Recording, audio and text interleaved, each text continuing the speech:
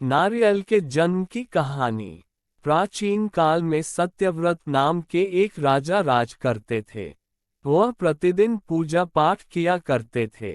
उनके पास किसी भी चीज की कमी नहीं थी। वह धन दौलत से लेकर हर प्रकार की सुविधा से समृद्ध थे।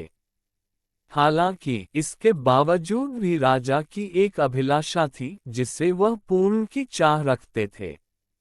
दरअसल राजा सत्यव्रत को किसी प्रकार से स्वर्गलोक जाने की इच्छा थी। वह अपने जीवन में कम से कम एक बार स्वर्गलोक के सौंदर्य को देखना चाहते थे, लेकिन उन्हें इसका मार्ग नहीं पता था। इधर दूसरी तरफ ऋषि विश्वामित्र अपनी तपस्या के लिए घर से बाहर निकले। चलते चलते वह अपनी कुटिया से काफी आगे चले गए थे। काफी समय बीत गया लेकिन वह नहीं लौटे। इस कारण उनका परिवार भूख और प्यास से तड़प रहा था। राजा सत्यव्रत को जब ये पता चला तो उन्हें ऋषि विश्वामित्र के परिवार के पालन पोषण की जिम्मेदारी ले ली। कुछ समय बाद जब मुनिवर लौटे तो वे अपने परिवार को कुशल देख काफी प्रसन्न हुए। उन्होंने पूछा कि उनकी अनुपस्थिति में किसने उनकी देखभाल की। इस पर ऋषि के परिवार वालों ने बताया कि राजा ने उनके पालन पोषण की जिम्मेदारी उठाई थी। ये सुनकर ऋषि विश्वामित्र तुरंत राजमहल पहुंचे और राजा से मुलाकात की।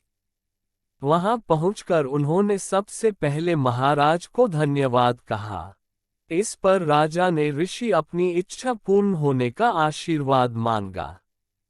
राजा की बात सुनकर ऋषि विश्वामित्र ने कहा, बोलिए महाराज, आपको क्या वरदान चाहिए। तब महाराज ने कहा, हे मुनि, मुझे एक बार स्वर्गलोक के दर्शन करने हैं। कृपया करके मुझे वहां जाने का वरदान दें। राजा की प्रार्थना सुनकर ऋषि विश्वामित्र ने एक ऐसा रास्ता बनाया जो स्वर्गलोक की ओर जाता था। ये देख राजा सत्यव्रत बहुत खुश हुए। वह तुरंत उस रास्ते पर चल पड़े और स्वर्गलोक पहुंच गए। यहाँ पहुंचते ही इंद्रदेव ने उन्हें नीचे धक्का दे दिया, जिसके कारण वो सीधे धरती पर जा गिरे।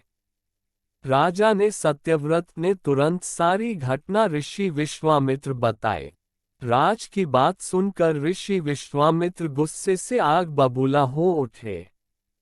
उन्होंने तुरंत सभी देवताओं से इस बारे में बात की और इस समस्या का हल निकाला, जिसके बाद राजा के लिए एक नया स्वर्गलोक बनाया गया। नए स्वर्गलोक को पृथ्वी और देवताओं के स्वर्गलोक के बीचों बीच स्थापित किया गया था, ताकि किसी को परेशानी न हो। नए स्वर्गलोक से राजा सत्यव्रत तो बहुत खुश हुए, लेकिन विश्वामित्र को एक चिंता लगातार सता रही थी। उन्हें डर था कि नया स्वर्गलोक कहीं जोरदार हवा के कारण गिर न पड़े। अगर ऐसा होगा तो राजा सत्यव्रत दोबारा से धरती पर जा गिरेंगे। काफी सोच विचार के बाद ऋषि विश्वामित्र को एक उपाय सूझा। उन्होंने नए स्वर्गलोक के नीचे एक बहुत लंबा खंभा लगा दिया ताकि उसे सहारा मिल सके। ऐसी मान्यता है कि नए स्वर्गलोक के नीचे लगाया गया खंभा एक विशाल पेड़ के तने के रूप में बदल गया। यही नहीं, कुछ समय पश्चात जब राजा सत्यव्रत की मृत्यु हुई तो उनका सिर एक फल में तब्दील हो गया। सभी से इस खंभे को नारियल का पेड़ कहा जाने लगा, जबकि राजा का सिर नारियल के रूप में जाना गया। यही कारण है कि नारियल का पेड़ इतना लंबा होता है।